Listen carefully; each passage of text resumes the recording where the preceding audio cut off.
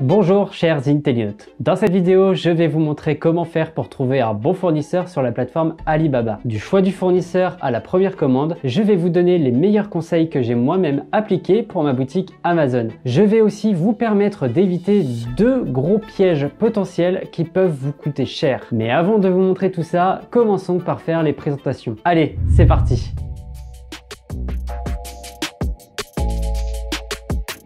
Alibaba est une plateforme spécialisée pour le B2B qui permet aux entreprises chinoises de collaborer avec des entreprises du monde entier. En clair, c'est un peu comme Amazon mais version grossiste. Vous trouverez énormément de fournisseurs qui proposent tout type de produits. Mais seulement voilà, Alibaba n'offre aucune garantie sur la qualité des produits vendus sur leur plateforme. Bien qu'il existe un système de protection de l'acheteur en cas de litige, le plus important, c'est quand même de ne pas se planter quand on choisit son fournisseur. Pour cela, je vais vous montrer et donner quelques conseils pour éviter de rencontrer des problèmes dès le début de votre aventure entrepreneuriale. Alors on se retrouve tout de suite derrière mon écran.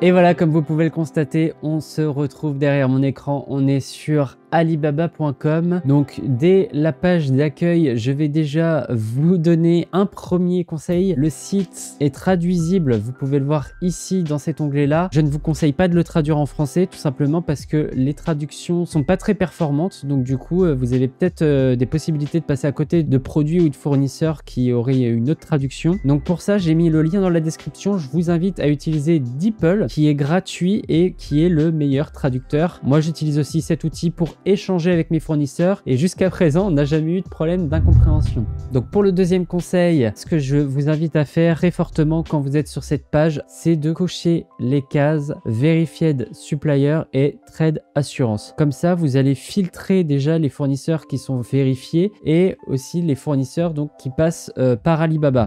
Voilà. Ensuite, pour mon troisième conseil, vous allez bien regarder les différents fournisseurs. Donc déjà voir les produits, si c'est bien ce que vous recherchez. Donc là, vous voyez, il y a le badge. Ensuite, on peut voir l'ancienneté du fournisseur. Plus vous avez de diamants, plus le fournisseur est performant. Là, je vois par exemple que ce fournisseur-là, il a peut-être 1 an, mais il a déjà 5 diamants, alors que ce fournisseur-là, il a 2 ans, mais il n'y a pas de diamants, il n'y a rien. Donc moi, je serais plus tenté quand même de contacter ce fournisseur-là plutôt que celui-là. Ça me met plus en confiance. Et puis de toute façon, au niveau du budget, je pense que c'est pas tout à fait le même produit. Donc voilà, faites bien une sélection. Et ensuite, vous allez donc regarder un peu plus en profondeur le profil du fournisseur et vous allez avoir plusieurs informations à prendre en compte. Donc là, déjà, vous allez pouvoir voir donc ce qui est le MOQ.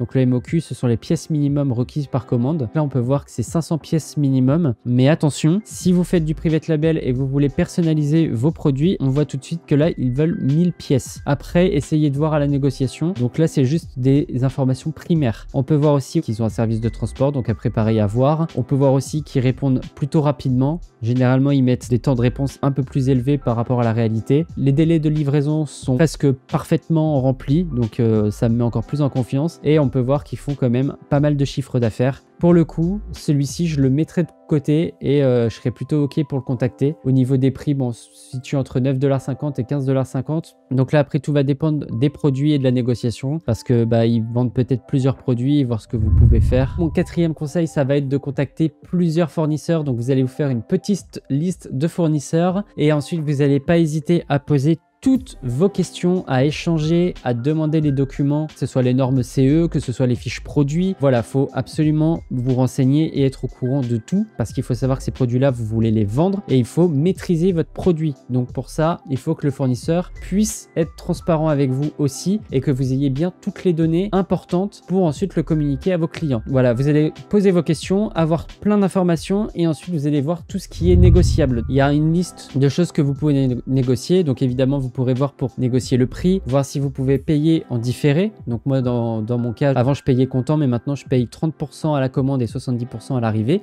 Le MOQ, donc les quantités minimum, ce qu'on a vu tout à l'heure qui était à 500, mais à personnaliser, c'était 1000. Donc voir peut-être que pour une première commande, revenir à 500 en personnalisable, c'est totalement possible. Certains fournisseurs acceptent de le faire. Voir aussi si vous avez un bundle avec différents MOQ, voir si le surplus peut être stocké en usine.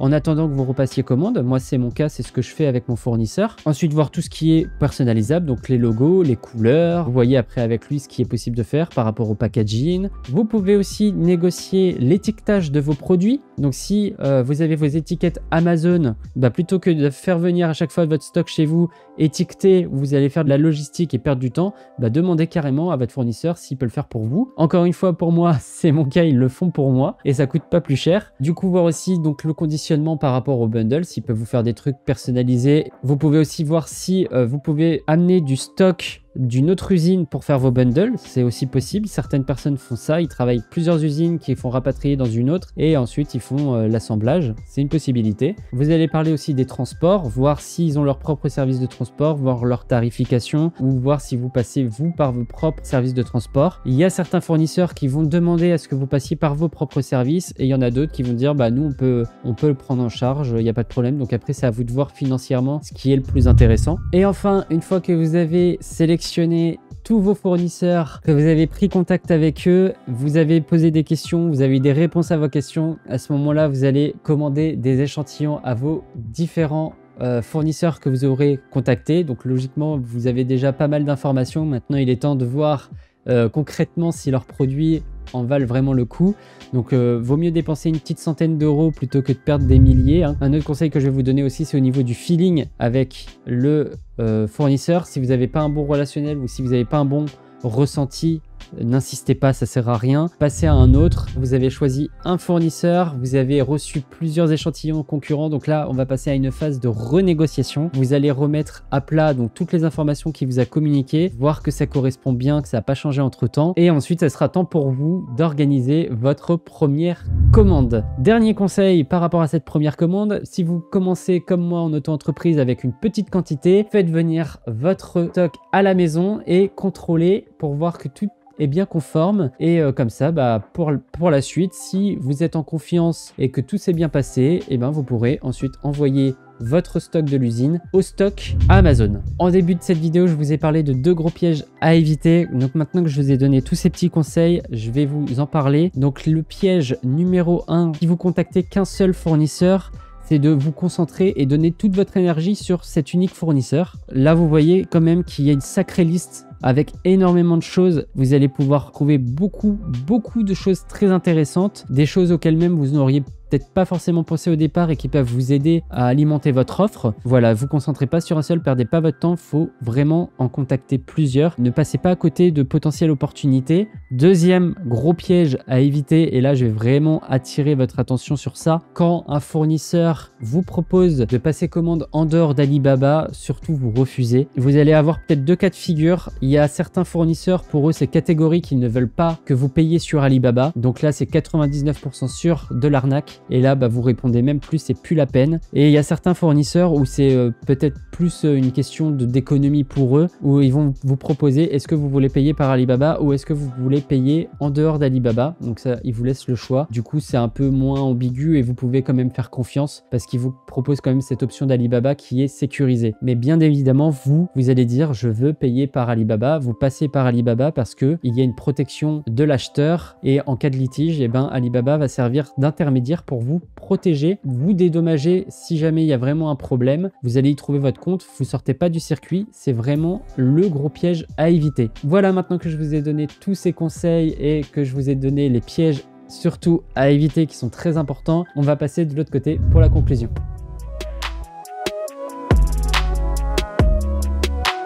Et voilà, maintenant vous savez comment faire pour trouver un bon fournisseur sur Alibaba. Je vous conseille de bien prendre votre temps dans cette démarche car c'est une étape déterminante dans le début de vie de votre entreprise. Vous allez devoir établir une relation de confiance avec votre fournisseur si vous voulez faire ce business sur du long terme. Aussi, j'insiste vraiment sur le fait de ne jamais accepter de payer en dehors d'Alibaba et surtout si c'est du Western Union. C'est 99% sûr que vous allez vous faire arnaquer. Maintenant que vous avez toutes les cartes en main, vous n'avez plus qu'à contacter plusieurs fournisseurs, demander des échantillons pour trouver le produit qui vous semble de meilleure qualité, négocier ce que vous pouvez et mettez-vous d'accord sur les modalités de transport. Et enfin, valider votre première commande. Ah, et un dernier conseil avant de conclure, je vous recommande fortement de faire livrer votre première commande chez vous pour que vous puissiez vous assurer que tout soit conforme à votre demande. Vous pouvez aussi demander des photos et vidéos à votre fournisseur pour suivre la préparation de votre commande.